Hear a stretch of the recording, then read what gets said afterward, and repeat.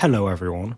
Following my introduction video, which I posted yesterday, surrounding the future of this channel and what I want to do with it, this is the first video that I will be posting of actual Formula 1 content. I will be looking at the history of the Monaco Formula 1 circuit and how it has got to be the event that is known as today. I will take you through the history of the circuit, the drivers, the legacy that has been forged by the oldest road race still standing in the world. So, without further ado, in this episode of 2F1 History and Beyond, we will take a look at the history of the Monaco circuit, the oldest street circuit still remaining on the Formula 1 calendar. It has been hosting Grand Prix since 1929, when Fernando Alonso was just 3 years old, and the circuit has only ever taken sporadic breaks due to global conflicts/issues or financial concerns. Monaco is the last remaining road race. Its counterparts, such as the Mille Miglia or the Targa Florio, have disappeared entirely due to safety concerns. Monaco is the only old-school Formula 1 circuit that hasn't seen major layout changes since the golden eras of Formula 1, unlike Silverstone or Monza, for example, which have been forced to redesign entire sections to reduce circuit average speed, or the Nürburgring, which had to redevelop an entirely new Grand Prix circuit to replace the old one. Monaco's low average speed, enclosed and cramped layout has allowed it to remain mostly untouched, due to the fact that even if the safety officials wanted to make changes to the layout, the very landscape in which the circuit is built, around buildings and the harbour, means that there are only minor tweaks that can be made to the circuit design.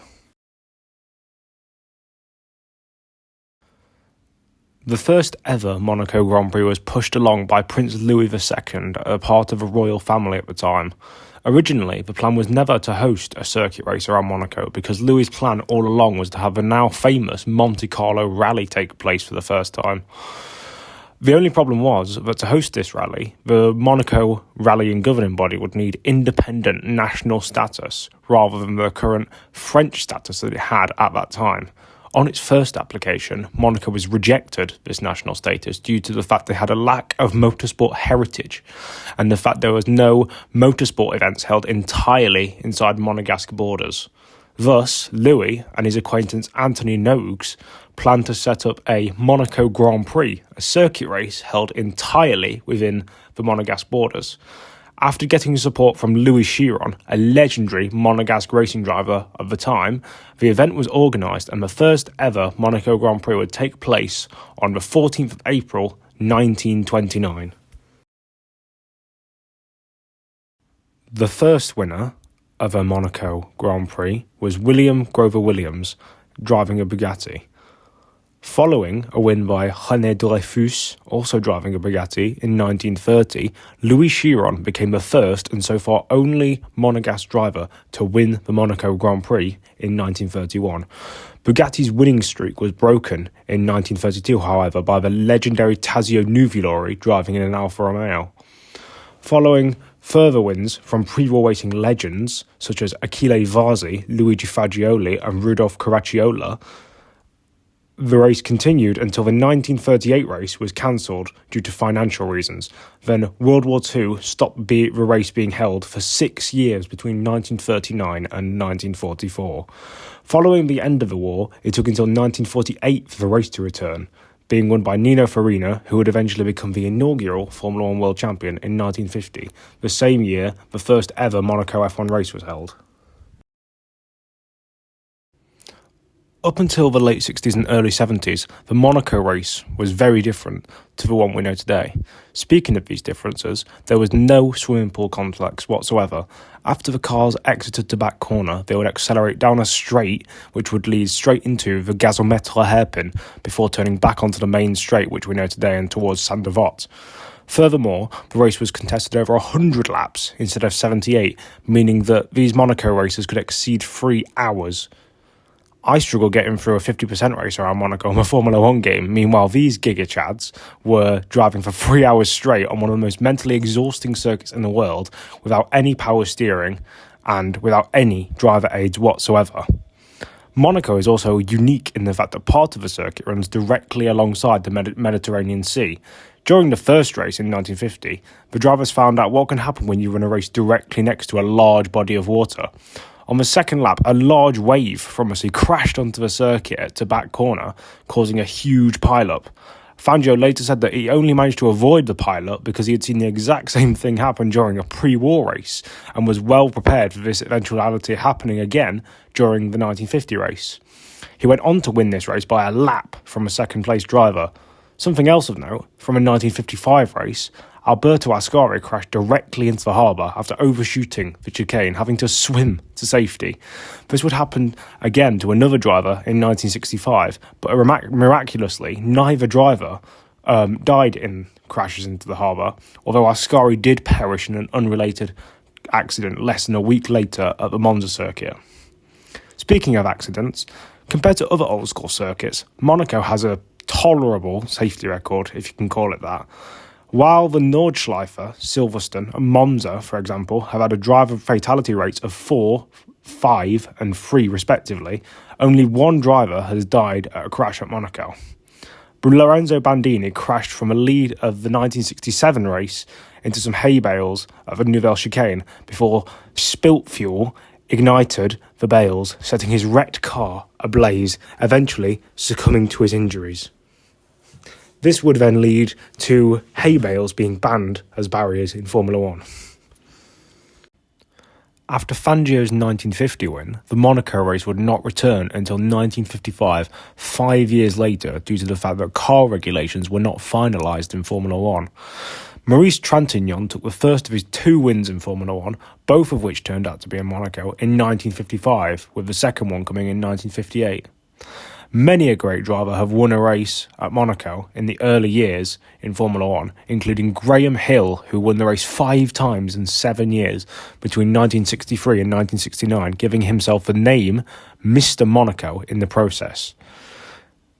Jean-Pierre Beltoise got his only F1 win at Monaco in 1972, which was the last race contested at the circuit before the layout was changed to make the famous tunnel section longer and to add the swimming pool section after the back, which we know today, further changing the gasometre hairpin into 2 corners, La Rascasse and Anthony Noakes, named after the initial organiser of the event along with Prince Louis. This is how the circuit has stayed pretty much ever since, with the only alterations being to the Nouvelle Chicane being tightened for safety reasons in 1986 and the swimming pool chicane being made faster on corner entry in 2016.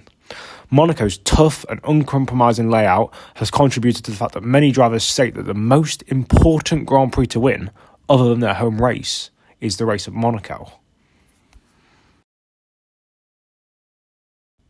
Many great races have happened on this Monaco layout. The last 5 laps during the 1982 race remain as some of the craziest laps in Formula One history, where no less than 5 drivers were at one point in the de facto lead before coming to a premature halt either through mechanical troubles or crashing out.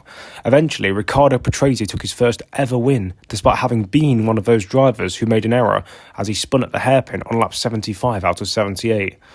The race in 1984 saw Ayrton Senna and Stefan Baloff, 2 young upstarts from Brazil and Germany respectively, take 2nd and 3rd places, dragging uncompetitive machinery from Tolman and Tyrrell into stardom.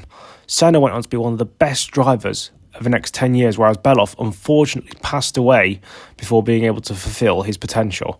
Beloff's unofficial lap record at the fearsome Nürburgring Nordschleife circuit stood unbeaten for 35 years before being broken in 2018, which was a big sign of his potential. Whereas Senna was undoubtedly a master at Monaco, winning there 6 times, 5 times consecutively from 1989 until 1993. And had he not crashed out of the 1988 race after having led by nearly a minute, following him absolutely obliterating his teammate Prost's qualifying time by 1.4 seconds, he would have won 7 times consecutively at the Monaco street circuit.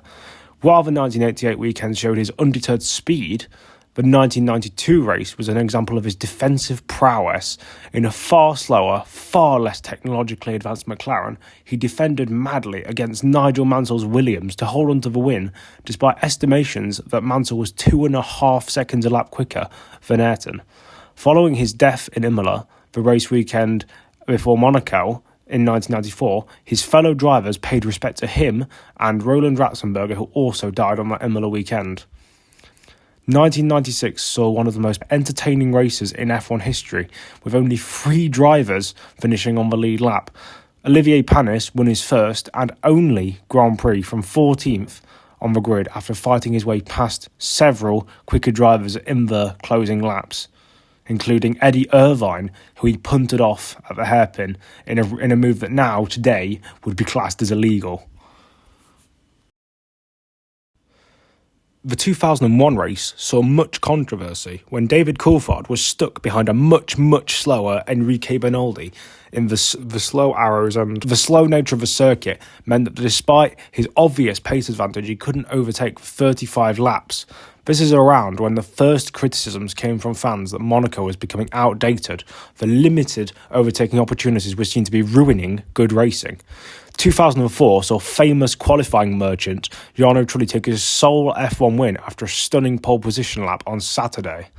Kimi Räikkönen showed excellent pace during the 2005 event, winning after executing an aggressive strategy, at one point lapping 3 seconds quicker than anyone else on track. The 2007 race saw much controversy for different reasons than before.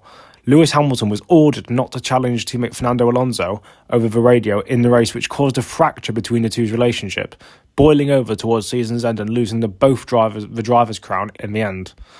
2008 produced a classic wet race which saw Lewis take the win after a fine drive and saw Adrian Sutil lose a 4th place late on after being hit by Kimi Räikkönen. After a few less entertaining years, the 2012 race saw the top 5 drivers cross the line nose to tail, following slow leader Mark Webber without being able to overtake, reinforcing the earlier complaints about overtaking. An eventful 2014 race saw the late Jules Bianchi score points as his very unfancied Marussia, showing his potential, which would unfortunately not be fulfilled as he died a year later following a crash at the Japanese Grand Prix. 2016 saw Nico Rosberg's 3-race Monaco winning streak broken by Lewis Hamilton following another wet weather banger, which saw Daniel Ricciardo lose the win due to a bad strategy where famously the tyres weren't ready. 2017 saw Kimi Räikkönen take an unexpected pole position, but unfortunately he couldn't convert it on race day. In both 2018 and 2019, race leaders Daniel Ricciardo and Lewis Hamilton faced issues while leading. In both cases, had they been driving on any other circuit than Monaco, they would not have won. However, the improbabilities of overtaking at the circuit meant they could go several seconds a lap slower than their rivals were possibly capable of without being overtaken.